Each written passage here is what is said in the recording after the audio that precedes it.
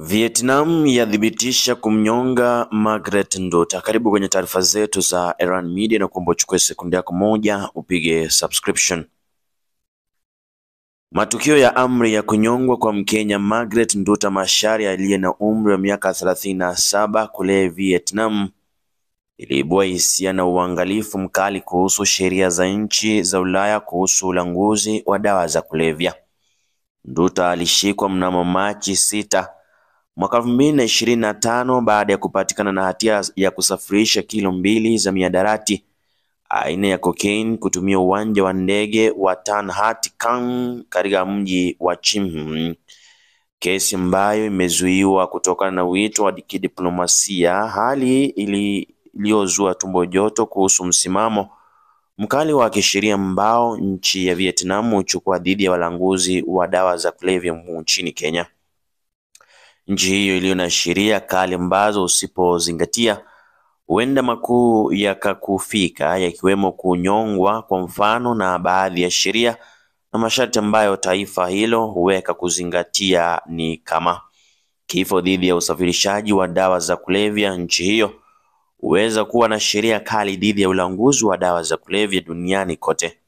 Kulingana na sheria za nchi hiyo, usafirishaji wa gramu zaidi ya 600 za heroini au zaidi ya kilo 2.5 huweza kusawazishwa na mtu kunyongwa.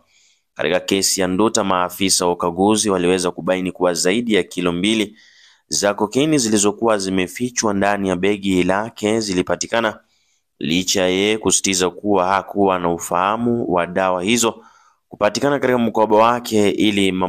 Ila mamlaka ilimwelezea kuwa mapuuza si utetezi wa sheria za Vietnam dhidi ya ulanguzi wa dawa za kulevya zingechukua mkondo wa kipasavyo.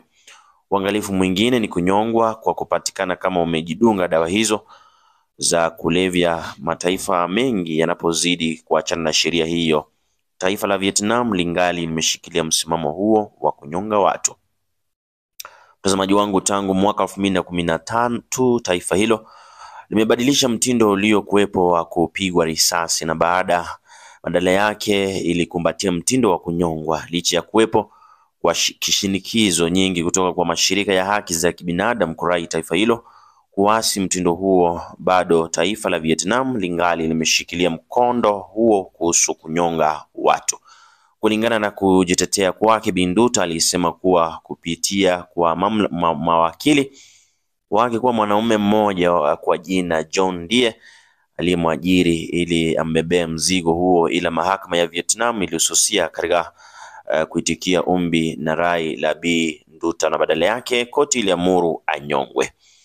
Taifa la Vietnam huweza kusawazisha wale wote ambao ni raia wa taifa hilo au wageni kwa kunyongwa pasi kuweka mipaka. Katika miaka ya hivi karibuni raia wengi wameweza kunyongwa, hivyo basi kesi ya Bi Nduta ni baadhi ya kesi ambazo ziko huko Vietnam. Hapa Kenya, familia ya Bi Nduta iliweza kuomba taifa la Kenya kuingilia kati kumwauni mwanao dhidi ya kunyongwa. Seneta wa Kisii aliweza kuiomba serikali ya Kenya kupitia kwa ubalozi wake Vietnam kuingilia kati ili kumwaini Bi Nduta au akitumikia kifungu chake hapa nchini Kenya. Wito kutoka kwa umma na diplomasia, ujumla makundi mbalimbali yalirai diplomasia ya Kenya kuingilia kati kubaini chanzo kikuu ni nini kilikusudiwa kuwa raia wengi wanapopatikana huko ambao kipato chao ni haba huweza kunyaswa na mabwenyenye na kupapazwa na kuzingatia dawa kwa kuzingiziwa dawa za kulevya. Ndizo taarifa za hivi sasa. Unaweza toa maoni yako hapo kwenye comment section.